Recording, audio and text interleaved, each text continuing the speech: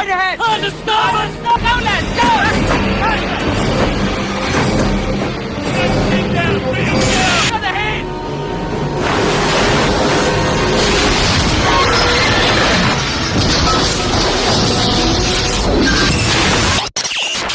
10 April 1912 সাল RMS Titanic তৎকালীন সময়ের দুনিয়ার সবথেকে বড় ও লাক্সারিয়াস জাহাজ তার প্রথম সফরের উদ্দেশ্যে রওনা দেয়।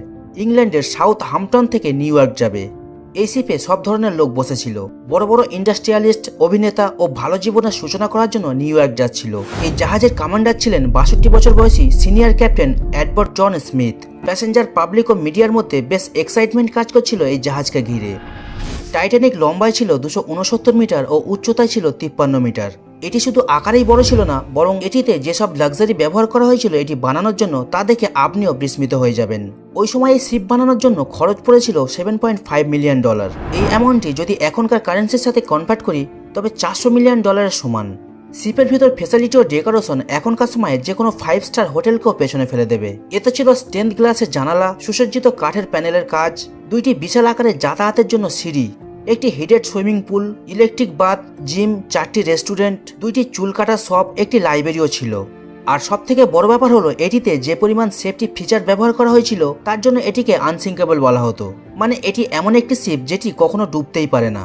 চিন্তা করুন কতটা সেফ মনে করা হতো এটিকে। হোয়াইট স্টার লাইন নামক এক কোম্পানি এই জাহাজটিকে বানিয়েছিল। এই কোম্পানির ভাইস প্রেসিডেন্ট এই জাহাজটিকে নিয়ে এতটাই কনফিডেন্স ছিল যে তিনি ওপেনলি পাবলিকের সামনে এসে বলেন এই শিপটি আনসিঙ্কেবল, এটা কখনোই ডুববে না। কিন্তু টাইটানিক তার প্রথম সফরে রওনা হওয়ার মাত্র 2 দিন পরেই 12 এপ্রিল 1912-তে প্রথম আইস ওয়ার্নিং পেতে শুরু করে। অর্থাৎ যে সমুদ্রে ভেসে এই টাইটানিক আমেরিকার দিকে যাচ্ছিল সেই রাস্তায় বহু বড় বড় আইসবার্গ ছিল, যেটি ছিল এই শিপের জন্য ভয়ঙ্কর কিছু ঘটার বার্তা। আইসবার্গ থাকার এই বার্তা কোনো অস্বাভাবিক নয়। সাধারণত সমুদ্রে থাকা জাহাজ তার আশেপাশে থাকা অন্যান্য জাহাজকে রেডিওর মাধ্যমে জানিয়ে থাকে যে সমুদ্রের এই এরিয়ায় বেশি বরফ রয়েছে, সাবধানে আগে যাবেন। এই ওয়ার্নিংকে রিসিভ করার পর টাইটানিক 2 বার তার রাস্তা বদল করে, কিন্তু টাইটানিকের গতি কমানো হয়নি। তখন টাইটানিকের গতি ছিল 40 কিলোমিটার প্রতি ঘন্টায়। 2 দিন পরে 14 এপ্রিল 1912 7টি আরও বড় বড় আইস ওয়ার্নিং দেওয়া হয় টাইটানিককে। কিন্তু টাইটানিকের ক্যাপ্টেন ও ক্রু মেম্বাররা এইসব ওয়ার্নিংকে ইগনোর করে ও তারা টাইটানিকের গতি কমানোর প্রয়োজনও মনে করে না। আস্তে আস্তে সূর্য তার আপন গতিতে অস্ত চলে যায়, রাত হয়ে যায়, তাপমাত্রা নিচে নামতে শুরু করে। এই 14 তারিখ রাতে কোনো চাঁদের আলো ছিল না, সুতরাং মুনলাইট ব্যতীত সামনে কি আছে তা দেখা অনেকটা দুষ্কর ছিল। প্রায় প্রতিটা জাহাজের উপরে একটা ক্রুনেস্ট থাকে, ছোট্ট একটি জায়গা, এটিকে লুকআউট পয়েন্টও বলতে পারেন। এখানে কাউকে সবসময় বসিয়ে রাখা হয় যেন সে দেখতে পারে সামনে কোনো ট্রাফিক বা কোনো ধরনের অবজেক্ট আছে কিনা। এখানে যে লোককে বসিয়ে রাখা হয় তাকে খুব ঠান্ডার মুখোমুখিও হতে হয়। রাত 11:39 ফ্রেডারিক ফিল্ড নামক এক লোক এই ক্রুনেস্টে বসেছিল। সে হঠাৎ সামনে দেখতে পায় একটি বিশাল বরফের পাহাড়। সে দ্রুত 3 বার ঘন্টা বাজায় যেন নিচে থাকা ক্রু মেম্বাররা শুনতে পায়।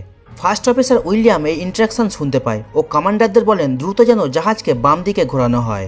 কিন্তু ততক্ষণে অনেক দেরি হয়ে গেছে। তার শুধুমাত্র 1 মিনিট পরে 11:40 টাইটানিক এই আইসবার্গকে ধাক্কা দেয়।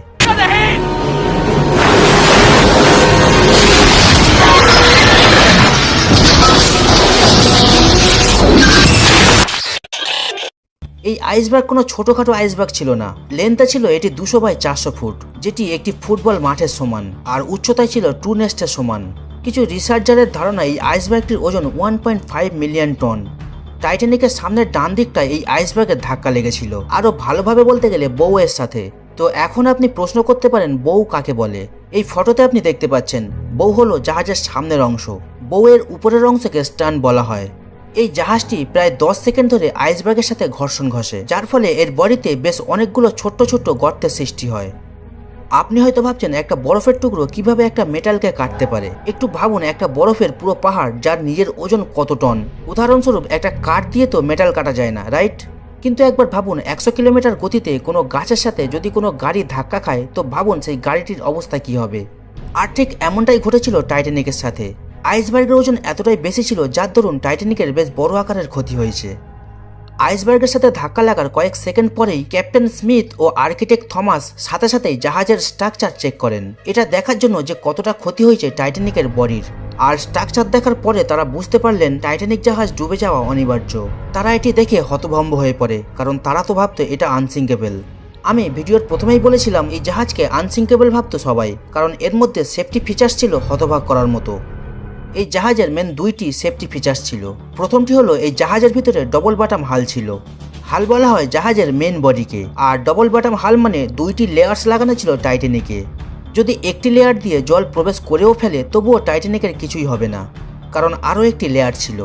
আর দ্বিতীয়ত, পুরো শিপের যে মেন বডি সেটিকে 16টি আলাদা আলাদা কম্পার্টমেন্টে ডিভাইড করে রাখা হয়েছিল।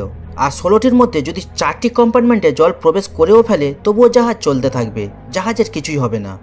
কিন্তু আইসবার্গে ধাক্কা লাগার ফলে যে ক্ষতি হয়েছিল সেটি শিপের সাইডের দিকে হয়েছিল। তাই নিচে যে দুইটি লেয়ারের কথা বলা হয়েছে সেটি কোনো কাজেই আসেনি, কারণ জাহাজের সাইডের দিকে সিঙ্গেল লেয়ার ছিল। তাছাড়া এই ইম্প্যাক্ট এতটাই বড় ছিল যে শিপটির 16টি কম্পার্টমেন্টের মধ্যে 6টিতে ইতিমধ্যে জলেতে পরিপূর্ণ হয়ে গিয়েছিল, কিন্তু লিমিট ছিল 4টির।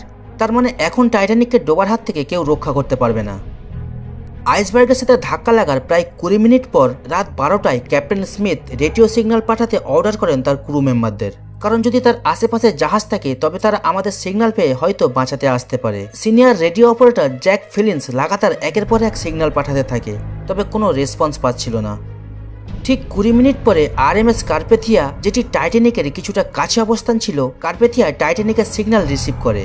তারপর রেডিও অপারেটরের সাথে কথা হলে তারা ডিসাইড করে যে তারা টাইটানিকে থাকা যাত্রীদের বাঁচাতে যাবে। তবে এখানে একটি সমস্যা ছিল, কার্পেথিয়া টাইটানিকের কাছে ছিল কিন্তু তাদের দূরত্ব ছিল 107 কিলোমিটার। এখানে যদি কার্পেথিয়া তার ফুল গতিতে চলে তবুও টাইটানিক পর্যন্ত পৌঁছাতে তার 3.5 ঘন্টা সময় লেগে যাবে।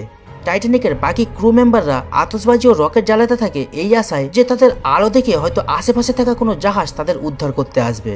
কিন্তু দুঃখজনক ব্যাপার হলো কার্পেথিয়া জাহাজ ব্যতীত আর কোনো শিপ থেকে তারা রেসপন্স পাচ্ছিল না। তারপর ক্যাপ্টেন অর্ডার করে যে যাত্রীদের জন্য লাইফ বোটের মাধ্যমে শিপ থেকে দূরে পাঠিয়ে দেওয়া হোক। প্রোটোকল অনুযায়ী প্রথমে মহিলা ও বাচ্চারা প্রায়োরিটি পাবেন লাইফ বোটে অবস্থান করার জন্য।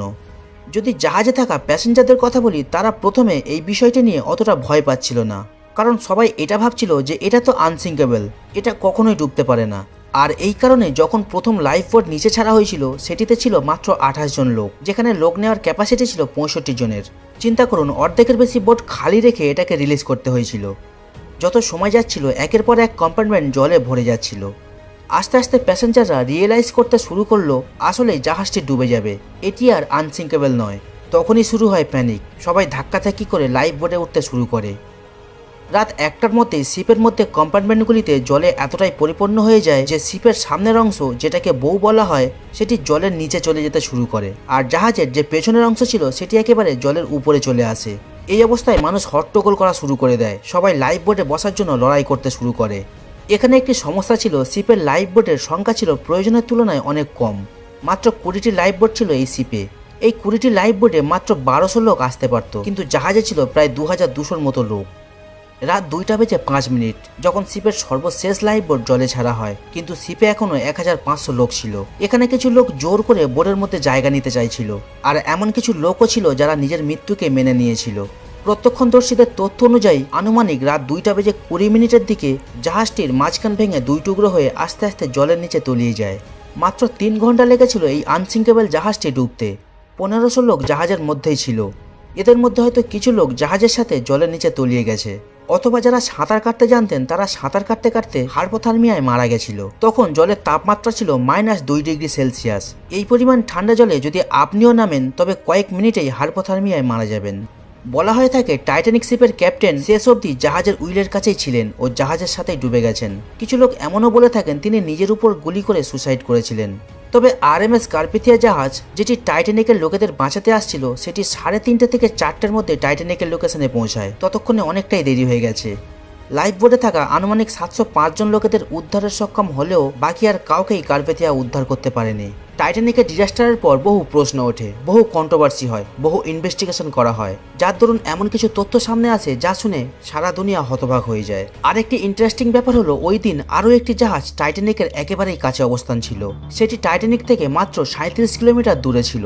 এটি চাইলে যথাসময় টাইটানিকের ঘটনাস্থলে পৌঁছাতে পারত। আপনি ঠিকই শুনেছেন, এটা একেবারেই সত্য কথা। ওই জাহাজের নাম ছিল এসএস ক্যালিফোর্নিয়া। টাইটানিক আইসবার্গে ধাক্কা দেওয়ার মাত্র 1 ঘন্টা আগে আইসবার্গ থাকা সতর্কতা জানিয়ে সর্বশেষ মেসেজ পাঠিয়েছিল এই এসএস ক্যালিফোর্নিয়া।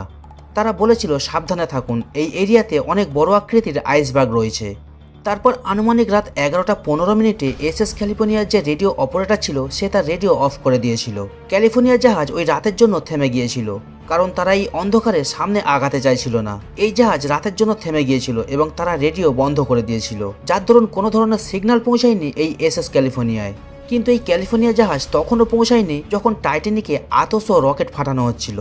রিপোর্ট অনুসারে রাত 12টা বাজার পরে ক্যালিফোর্নিয়া জাহাজে থাকা ক্রু মেম্বাররা টাইটানিকের রকেট ফাটাতে দেখেছিল এবং তারা তাদের ক্যাপ্টেনকেও ইনফর্ম করেছিল। কিন্তু ক্যাপ্টেন বলে এটি কোনো সিগন্যাল নয়, বরং টাইটানিকে ধনী লোকেরা পার্টি করছে। ওই দিন যদি ক্যালিফোর্নিয়া জাহাজের ক্যাপ্টেন স্ট্যানলি লর্ড এই রকেটগুলোকে সিরিয়াসলি নিতেন, তবে ভাবুন কত লোকের হয়তো প্রাণ বাঁচানো যেত। পরের দিন যখন রেডিও অন করে তখন তারা টাইটানিকের এসএস কল দেখতে পায় এবং টাইটানিকের ওখানে পৌঁছায়, কিন্তু ততক্ষণে অনেক দেরি হয়ে গিয়েছিল। তারা পৌঁছে দেখতে পান শুধু মৃতদেহগুলো জলে ভাসছে। টাইটানিকের ইনভেস্টিগেশনে 2টি ইনকোয়ারি করা হয়েছিল, আর এই 2টি ইনকোয়ারিতেই এসএস ক্যালিফোর্নিয়ার ক্যাপ্টেন স্ট্যানলি লর্ডের উপরে ব্লেম করা হয়। কিন্তু এত বড় একটা দুর্ঘটনায় শুধু একজনের উপর ব্লেম করাটা অনুচিত কাজ। আরও লোকের ভুল ছিল এখানে। লাইফ বোটের ব্যাপারে আগেই বলেছি, টাইটানিকের প্রয়োজন অনুযায়ী লাইফ বোট রাখা হয়নি। যে কোম্পানি এই জাহাজকে বানিয়েছিল তাদের মনে হচ্ছিল এই জাহাজ তো কোনোদিনই ডুবতে পারে না, সুতরাং শুধু শুধু এত লাইফ বোট রেখে কি হবে। আর পরের বড় ভুল হলো স্টিয়ারিং হুইলে থাকা স্টেয়ারম্যান রবার্ট হুইচেনের। ওই দিন যখন উপর থেকে বলা হয় সামনে বিশাল আইসবার্গ, তো যে অফিসার ডেকের মধ্যে ছিলেন সে রবার্টকে শিপ বাম দিকে ঘোরাতে বলেন, কিন্তু তিনি আতঙ্কিত হয়ে এই মেসেজকে মিস আন্ডারস্ট্যান্ডিং করে ফেলে আর তিনি শিপটি ডান দিকে ঘুরিয়ে ফেলেন। এটি একটি উল্টো ডাইরেকশন ছিল, যার ফলে জাহাজটি আইসবার্গের আরো কাছে চলে আসে। যতক্ষণে রবার্ট তার ভুল বুঝতে পারেন ততক্ষণে অনেক দেরি হয়ে গিয়েছিল। ব্রিটিশ ইনকোয়ারিতে এটিও বলা হয় টাইটানিককে এত ওয়ার্নিং দেওয়ার পরেও ক্যাপ্টেন গতি কম করেনি। আর এর পেছনে অনেক থিওরির কথা বলা হয়ে থাকে, যার মধ্যে একটি পপুলার থিওরি হলো জেসি ব্রোজ, যিনি চেয়ারম্যান ও ম্যানেজিং ডাইরেক্টর ছিলেন হোয়াইট স্টার লাইনের, অর্থাৎ যে কোম্পানি টাইটানিককে বানিয়েছিল। চেয়ারম্যান জেসিপ ক্যাপ্টেনকে বলেছিল শিপের গতি কম করা যাবে না। কোম্পানির পক্ষ থেকে কঠিন প্রেসার ছিল, এই জাহাজের প্রথম যাত্রা 6 দিনের মধ্যে কমপ্লিট করতে হবে, যাতে এটি দেখানো যায় টাইটানিক শুধু সবচেয়ে বড় জাহাজ নয়, বরং সবচেয়ে বেশি গতিসম্পন্ন জাহাজ। এই টাইটানিকের ধ্বংসাবশেষ খুঁজতে 70 বছরের বেশি সময় লেগে গেছে। এটি সেপ্টেম্বর 1985 সালে এক আমেরিকান ওশিয়ান এক্সপ্লোরার রবার্ট বেলার্ড এই টাইটানিককে খুঁজে বার করেন। টাইটানিকের ধ্বংসাবশেষ সমুদ্রের 3800 মিটার নিচে সমুদ্রের ফ্লোরে পড়ে আছে। আর সমুদ্রের গভীরে যে শুধু টাইটানিক পড়ে আছে এটা বলা একদমই উচিত হবে না, কারণ এমনই একটি ঘটনা ঘটেছিল ফ্লাইট MH370 সাথে, যেটা কিনা আজও সমুদ্রের গভীরে তলিয়ে আছে। পুরো ঘটনা জানতে বাম দিকের ভিডিওটি দেখতে পারেন। বাকি ভিডিওতে কিছু ভালো লাগলে লাইক করতে পারেন। নতুন দর্শক চ্যানেলকে সাবস্ক্রাইব করতে ভুলবেন না। আর এমনই ধরনের আরও ভিডিও দেখতে চাইলে কমেন্ট বক্সে অবশ্যই জানাবেন।